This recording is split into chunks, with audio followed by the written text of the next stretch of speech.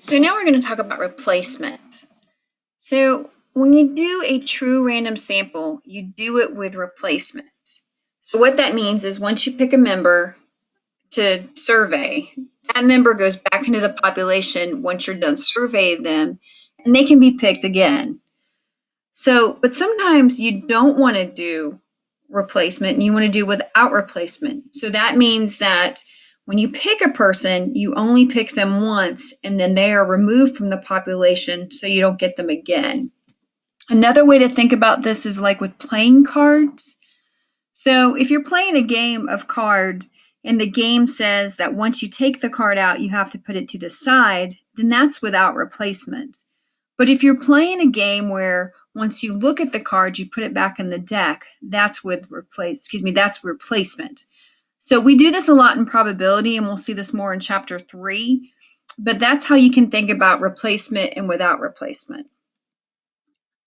So, and there's another way to think about it. When you have really small populations, a lot of times you want to go ahead and sample without replacement.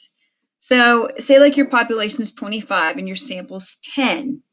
If I were to take the first person out and sample them and then put them back in the pool again, I still have I have a smaller chance of picking them again, but they're still in that population.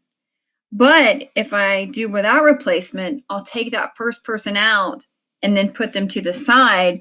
So the chances of me picking a second person who is who is different is 9 out of 24. So if you look at the bottom, you see the fractions, you can see 9 out of 25 compared to 9 out of 24.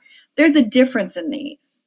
So when you look at smaller populations, sometimes it is better to do without replacement so you don't overlap your results. Another thing we have to worry about then is when you're analyzing your data, it is important to be aware of sampling errors and non-sampling errors. So anytime that you're creating a sample, you can have sampling errors. One example could be that your sample wasn't large enough. Say like you had the US population of adults which is anywhere from like 200,000 people or more, then you have to be careful of that you take a sample of 10. That would never work. You need to have samples that are pretty relevant to the size of your population.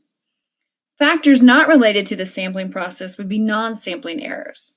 A defective machine would be an example of how a non-sampling error could occur. But in reality, you always want your sample to be as close to your population, but it will never be an exact replica. So the rule of thumb is the larger your sample, the smaller the sampling errors will occur. In statistics, a sampling bias is when a sample is created from a population and some members are not as likely chosen as others. Think about this with the census when they try to take it, and they try to get everybody in the population, but there are groups of people in the US who, for some reason or another, are not included. So that would be a sampling bias in terms of the census. So when you have a sampling bias, that means you're going to make incorrect conclusions based on what you're studying.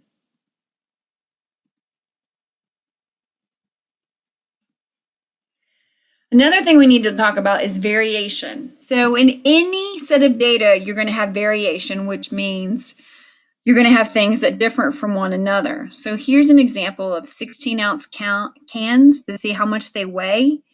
If you look at 8 of these 16-ounce cans, you can see they really do range from 15.8, 16.1, 15.2, 14.8, 15.8, 15.9, 16, and 15.5.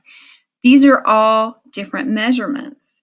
So usually what you do in the real world is you'll take a bunch of different samples, find the average, and average those together to get a correct picture of what is going on in your population. So here's an example. So suppose Doreen and Jung both decided to study the average amount of time students at college sleep at night. So they took samples from 500 students.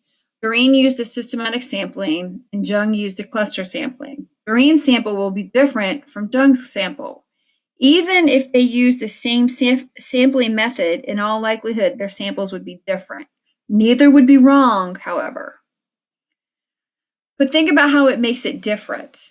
If they took large samples, the sample results might actually be closer to the population. But if they took smaller samples, they would probably be very different. So again, when you take different samples, and even based on the sampling method, your samples can be different from a classmates who took the same thing. Now, sample size is really, really important. The examples you have seen in the book have been really, really small. But in order to have a good estimate of your population, you might have to have samples that are larger. So sometimes you might get samples that are 20,000, 50,000 large, depending on what that population is and how big it is. When I was in grad school, the rule of thumb is we would want either 10 to 15% of the population included in our sample so we could get a picture of what's going on.